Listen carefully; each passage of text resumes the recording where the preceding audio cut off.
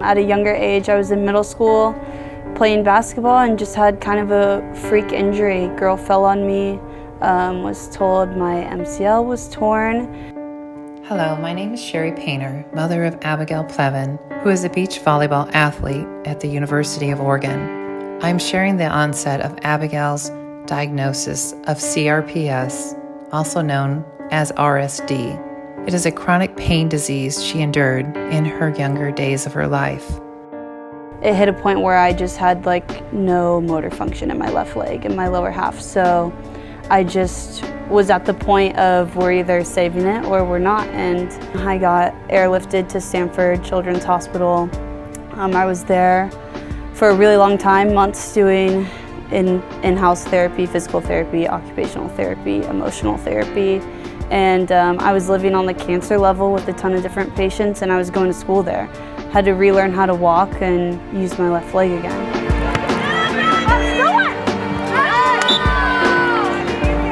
It got to the point where they're like, okay, well, it's either gonna have to be amputated or we save it. And the doctors did their work. I went through surgery and I came out and they told my mom, like, hey, we're gonna try and save it. You know, my mindset changed a little bit as it went on. In the beginning, right when the injury happened, my mindset was like, oh no, I'm never playing in college, what am I gonna do? Meeting those other kids I went to school with at Stanford was they had cancer, they had things that they were really trying to survive from, right? I just couldn't feel my leg. Family for sure is the biggest thing. I mean, my mom was down there with me every single day, living at the hospital with me. My dad was taking care of my brother as a high school student athlete also. So it really took everyone in my family to get us through what we were all going through, and me to be able to walk and use my leg again. And so I'm super thankful. It's harder for me on my left leg. I just don't have that strength as much as I would like to. It could come back at any place in your body, right? So you take the risk of playing a sport and getting injured, and even my mom will say your left leg looks goofy, or I can't get back as far. And those are just things I've learned to work with.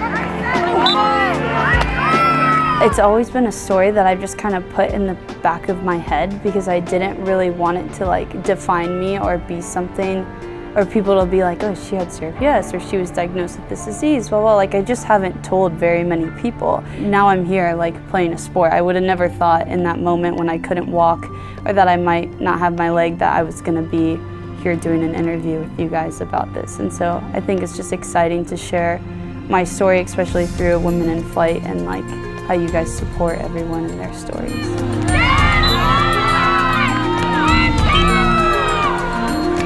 Shoot for the stars, go for your dreams. If your dream is to be a collegiate athlete and you feel like something's stopping you, what are ways you can get around that? What are ways you can find positives in an injury or whatever it is? So I think, looking back at younger me when I was sad about what's gonna happen, and looking at myself now, that was a situation that was a positive for me. I look back at it as a positive. I'm sharing my story now to, younger girls, other athletes, of hoping they can get over injuries or diagnosis or whatever they may have.